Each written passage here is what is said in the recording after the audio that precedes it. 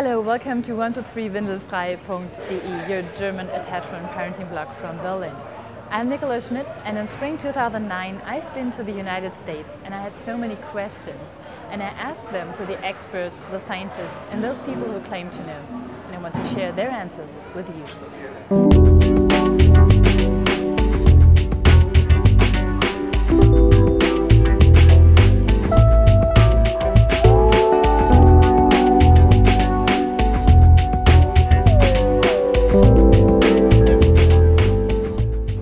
Today, Meredith Small, author of Our Babies Ourselves, and this was my question.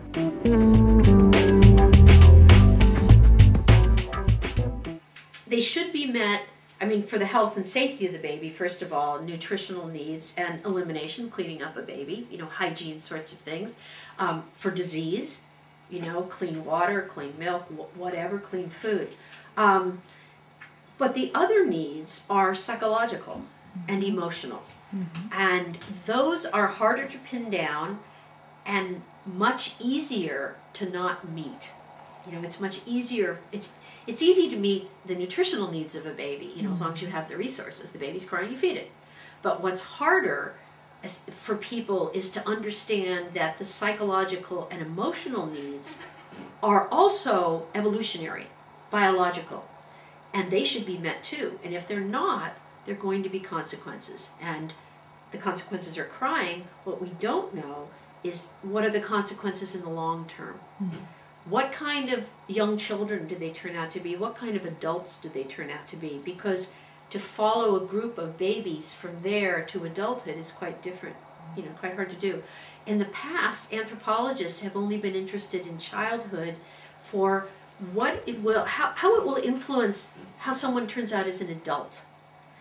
But the people I write about in Our Babies Ourselves are interested in what happens to the babies. Are they happy? Is that what happens to them? So anyway, let's get back to the social, emotional kinds of stuff. Everything shows, we're primates. And monkeys and apes, if you look the way they parent their babies, they're carried all the time, they feed whenever they want, very close contact, and they're part of this social group. That's how they're designed, and we're just like that.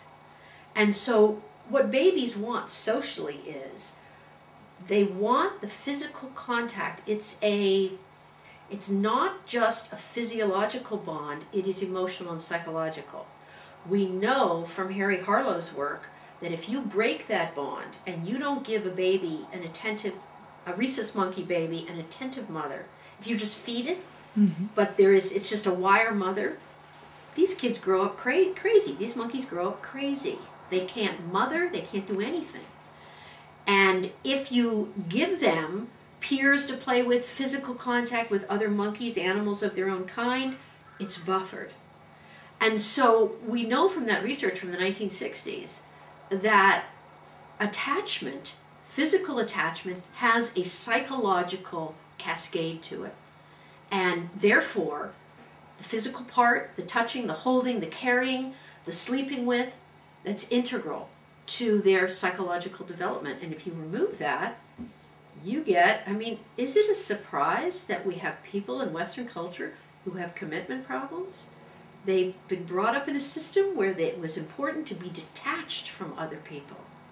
That isn't what we are as primates. All the research shows that. All of it. And so what I try to convince people of when I give a talk is we are social creatures. Babies need physical contact with another person, but they also need to be part of a social group. That was 123windelfrei.de on tour. More questions? Click it again next week.